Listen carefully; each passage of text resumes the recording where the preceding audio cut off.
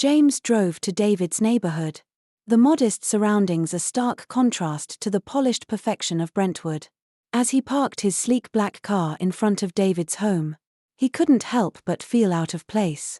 The house, though small, exuded warmth. Flower pots lined the porch steps, their vibrant blooms a testament to David's effort to create a welcoming home. Emma was the first to greet him, racing out the door with uncontainable excitement. "Uncle James, you're here," she shouted, throwing her arms around his waist. James laughed, ruffling her hair. "I wouldn't miss it." David appeared at the door, wiping his hands on a dish towel. "You made it," he said, his tone neutral but his expression less guarded than before. "Of course," James replied. "Thanks for having me." The interior of the house was as inviting as the outside. The living room was small but cozy, with a well-loved sofa and a coffee table covered in crayons and Emma's drawings. Family photos adorned the walls, snapshots of David and Emma through the years, including a picture of David holding a newborn Emma. James lingered on that one, guilt tightening his chest as he realized just how much he had missed. "Coffee," David offered, breaking James' reverie. "That'd be great. Thanks," James said, taking a seat on the sofa. Emma plopped down beside him, proudly showing off her latest drawings. "Look, Uncle James, this one's a castle. And this is me and Daddy. And here's you." James grinned at the stick figure version of himself, complete with a tie and shiny shoes. "You've got my look spot on," he said, eliciting a giggle from Emma. David returned with 2 steaming mugs, setting one in front of James. "She's been talking about you all week," he said, his tone carrying a hint of amusement. "I'm flattered," James replied, taking a sip. As the morning unfolded, James found himself settling into the rhythm of their world. They played board games, with Emma gleefully bending the rules in her favor, and James joined her in the kitchen to bake cookies. A flower-covered affair that left them both laughing. Later, as Emma napped in her room, James and David sat on the porch, enjoying the crisp afternoon air. "She's amazing," James said, breaking the comfortable silence. "She is," David agreed, a proud smile crossing his face. "She's what got me through the worst of it." James hesitated before asking, "How did you manage?" "David, after Maria, after everything." David stared at the horizon, his expression contemplative. "It wasn't easy," he admitted. "There were days when I didn't think I could do it. But Emma needed me, and I couldn't let her down. Maria's parents helped a lot, they've been a godsend." James nodded, his heart heavy. "I should have been there too. I'm sorry." David glanced at him, his expression softening. "You're here now, James. That's what matters." They sat in silence for a while, the weight of their shared past slowly lifting. As the sun dipped lower in the sky, Emma woke and insisted on showing James the small park down the street. The 3 of them walked together, Emma skipping ahead while James and David followed at a slower pace. "You've done a great job with her," James said, his voice full of admiration. David shrugged modestly. "I've done my best. She deserves the world." "You both do," James replied earnestly. At the park, Emma's laughter filled the air as she climbed the jungle gym and raced down the slides. James and David watched from a nearby bench, their earlier awkwardness replaced by an easy camaraderie. "You know," David said after a while, "she really looks up to you. She's been drawing pictures of you every day since we visited your place." James chuckled, though the thought filled him with a surprising sense of pride. "She's an incredible kid." "She is," David agreed, his tone quiet. "And she's already dreaming about the next time she'll see you." James smiled. "I'm glad. I'd like to spend as much time with you both as I can." David turned to him, studying his expression. "You mean that?" "I do," James said firmly. "I've spent too many years chasing things that don't matter. Being here, with you and Emma, it feels right." David nodded slowly. a faint smile tugging at the corner of his mouth. Well, don't say I didn't warn you. Once Emma decides you're part of her world, there's no going back. I'm counting on it, James replied, his voice steady. As the evening drew to a close and James prepared to leave, Emma hugged him tightly, her arms wrapping around his neck. Come back soon. Okay, she said, her voice muffled against his shoulder. I will, James promised, his voice thick with emotion. Driving home that night, James felt a warmth he hadn't experienced in years. His empty mansion no longer loomed like a monument to his isolation. Instead, it became a symbol of possibility, a place that could be filled with the laughter and love of the family he had rediscovered. This was only the beginning. But for the first time in years, James was ready to embrace the journey ahead. Over the next few weeks, James became a regular fixture in David and Emma's lives. Their visits grew from occasional breakfasts to full afternoons spent playing games, sharing stories, and even tackling small home repairs together. Each interaction strengthened the bond between the brothers and deepened James' connection with Emma. One quiet evening, after a long day of helping David repaint the living room, James sat on the porch steps sipping coffee. The neighborhood was alive with the hum of life, children laughing, neighbors chatting on porches, and the distant sound of a dog barking. It was a stark contrast to the stillness of his own neighborhood, where luxury came at the cost of community. As he looked around, James felt a growing appreciation for the simplicity of David's life. Despite the modesty of their surroundings, the warmth and connection he experienced here were more valuable than anything money could buy. James, David called out as he joined him on the porch, carrying his own mug. What's on your mind? James took a moment to answer. You've built something incredible here, David. This home, this life, it's real. It's full of love. I admire that. David leaned back, surprised by his brother's candid words. It hasn't been easy, but I've learned that it's not about what you have, it's about who you have. The words struck a chord with James. He had spent decades building a fortune, yet he couldn't recall the last time he felt truly fulfilled. As they sat in companionable silence, Emma appeared at the door, holding a handmade card. Uncle James. Look, she said, bounding over to him. James took the card, which featured a drawing of him, David, and Emma standing in front of a colorful building. Above the building, she had written in bold, wobbly letters, Community Center. What's this, Emma? James asked. His curiosity piqued. It's our community center, she explained enthusiastically. Daddy says it used to have so many fun things, art classes, soccer games, even a library, but now it's old and broken, and we don't go there anymore. David looked away, a flicker of sadness crossing his face. Is that true? James asked, turning to his brother. David nodded.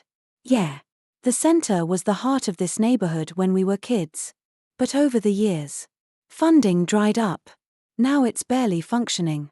They only have a few after-school programs, and even those are struggling. James studied the card in his hands.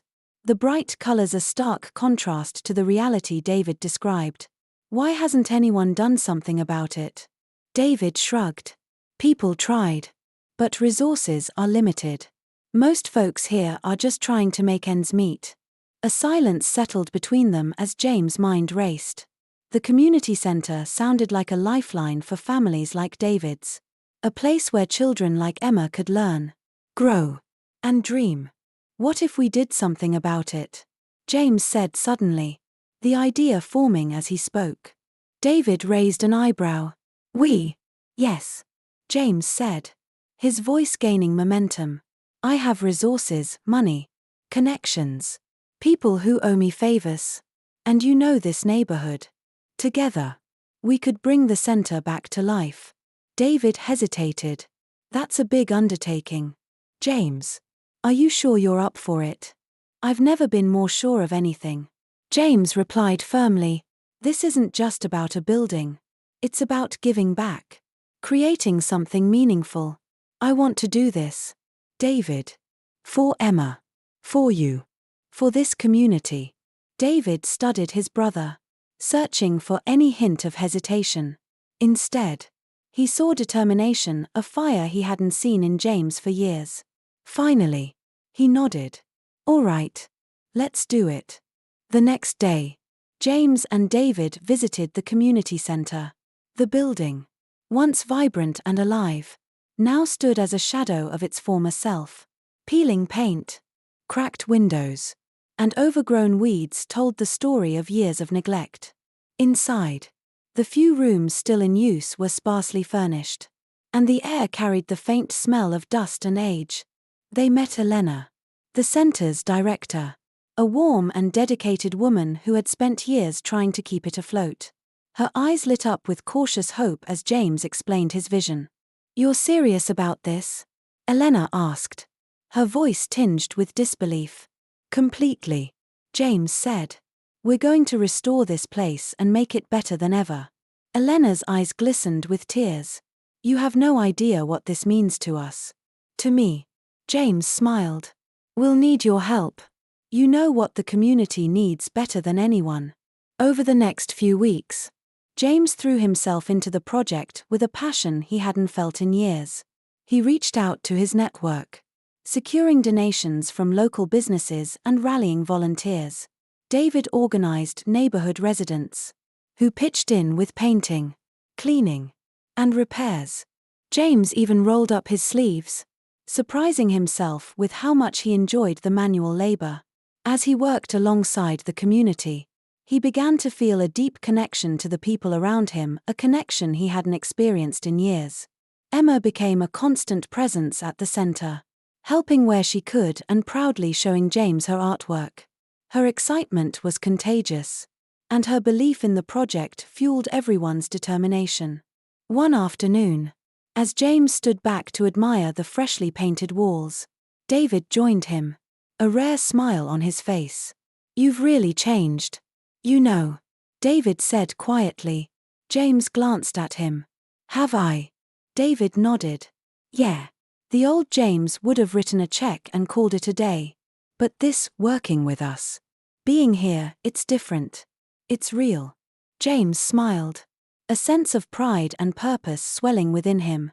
"I think I needed this as much as the community does." As the sun set that evening, casting a warm glow over the revitalized center, James felt something he hadn't felt in years: hope.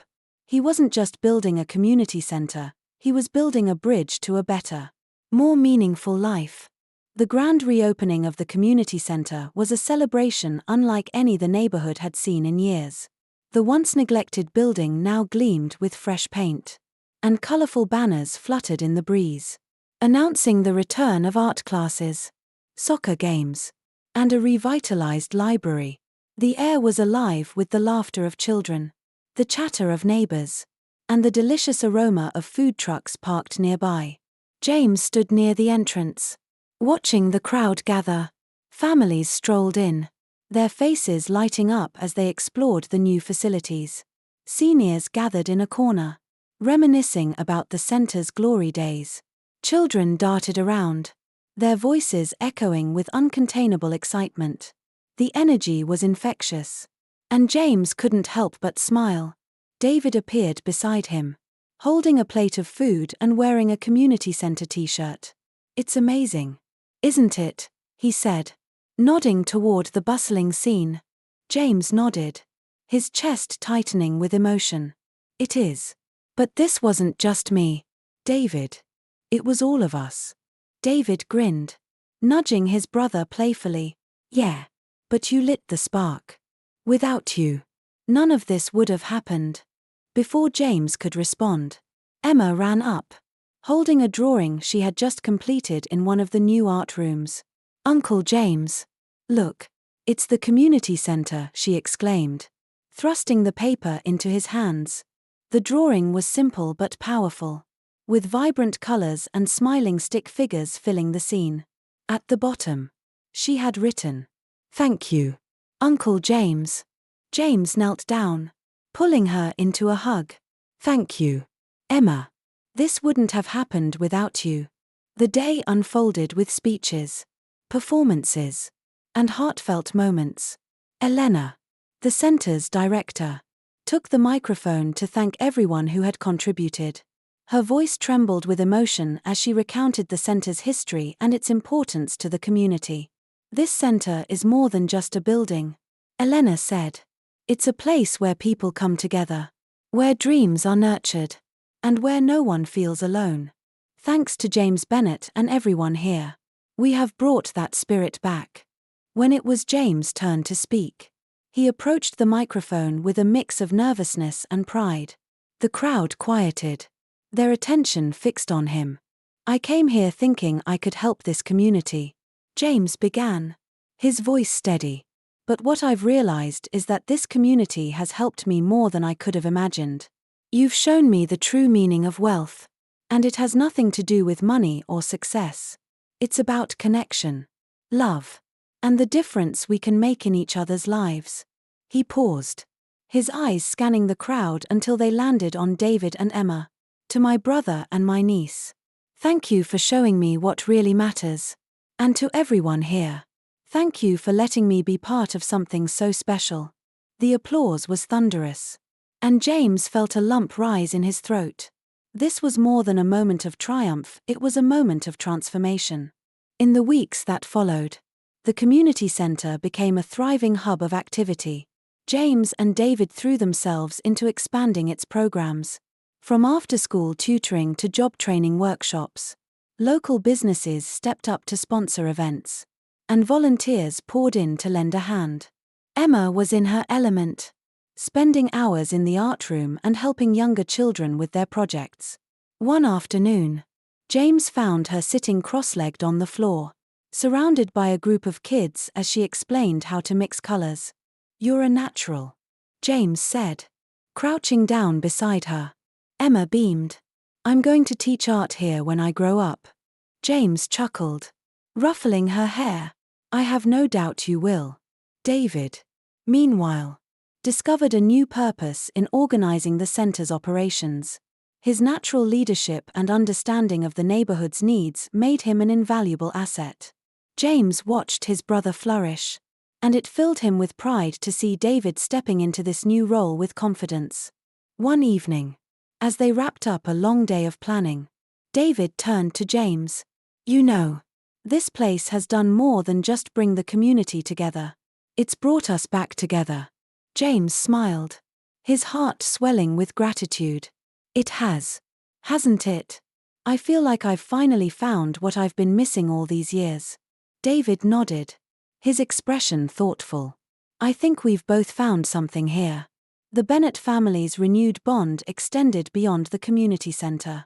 James began inviting David and Emma to his home more often, and their visits became a regular fixture in his life. The once quiet mansion was now filled with laughter, games, and the smell of home-cooked meals. One weekend, as they sat around the dining table, Emma looked up from her plate with a thoughtful expression. "Uncle James, can we have a sleepover here one day?" James laughed. "Of course, we'll make it a family tradition." David raised an eyebrow. "You sure you're ready for that kind of chaos?" "I think I can handle it," James replied, grinning. The warmth of their connection was undeniable. For James, these moments were a reminder of what he had gained: love, purpose, and the joy of belonging. The emptiness that had once defined his life was now a distant memory, replaced by the richness of relationships and a deep sense of fulfillment. As James sat back and listened to the chatter around the table, he realized that this wasn't just a redemption story. It was the beginning of something greater, a legacy of love and empathy that would shape their lives and the lives of everyone they touched. This was what he had been searching for all along. Months passed, and the community center became a beacon of hope and connection for the neighborhood. Every corner buzzed with activity. Children painted murals in the art room, teens practiced soccer in the refurbished field, and seniors gathered in the library to share stories and read. It was more than just a building, it was a living, breathing symbol of what could be achieved when people came together with purpose and compassion. For James, life had transformed in ways he never thought possible. His days were no longer dominated by endless board meetings and the pursuit of profit. Instead, he split his time between the center, his family, and the new foundation he had established to fund similar projects across the city. The foundation wasn't just about money, it was about building connections, empowering communities, and creating opportunities where there were none. David, now the operations director for the foundation, had found his stride. The confidence and sense of purpose he exuded were a far cry from the weary man James had first reunited with months ago. His deep understanding of the neighborhood's needs made him the heart of the organization, and his genuine passion inspired everyone around him. Emma thrived as well. She practically lived at the community center, helping wherever she could and beaming with pride at being part of something so meaningful. Her love for art blossomed under the mentorship of local artists who volunteered their time, and her drawings began to grace the walls of the center, a vibrant testament to the joy she felt. One quiet evening, James sat in the community center's library, flipping through a scrapbook Emma had put together. It was filled with photos and drawings of the journey they had taken together, snapshots of the renovation process, candid pictures of volunteers laughing, and heartfelt notes from children who now had a place to learn and play. David walked in, carrying 2 cups of coffee, and handed one to James. "You're here late," he said, sitting across from his brother. James smiled, holding up the scrapbook. "Emma made this. It's incredible." David leaned over to look, a proud grin spreading across his face. "She's got a gift. And she's happy. That's all I've ever wanted for her. She's not the only one who's happy," James said, his tone quiet but full of meaning. David raised an eyebrow. "You too?" James nodded, his gaze distant. "For the first time in years. This place. You and Emma, it's filled a void I didn't even realize was there." David leaned back, a satisfied smile playing on his lips. "You've changed, James. And I mean that in the best way." James chuckled, shaking his head. "Maybe I just finally figured out what's important." They sat in companionable silence for a while, the hum of activity in the center a comforting background. As the months turned into a year, the impact of the community center rippled outward. Other neighborhoods began reaching out, inspired by the transformation they had witnessed. The foundation expanded, supporting new projects in underserved areas. James became a reluctant public figure, speaking at events and sharing the story of how a little girl with a big heart had changed his life. But through it all, James stayed grounded. His focus was always on the people, the children who now had a safe space to dream, the families who found support and connection, and the volunteers who poured their hearts into making a difference. One Saturday, as James prepared to head to the community center, Emma ran up to him, holding a flyer. "Uncle James, we're having an art showcase next month. Can you come?" James took the flyer and smiled. "I wouldn't miss it for the world." Emma beamed and hugged him tightly. "You're the best." As she ran off, David appeared, watching the interaction with a knowing smile. "She's got you wrapped around her little finger," he teased. "And I wouldn't have it any other way," James replied, his tone warm. The art showcase was a resounding success. The center's main hall was transformed into a gallery, filled with paintings, sculptures, and drawings created by children and teens from the neighborhood. Families and friends wandered through, admiring the talent on display.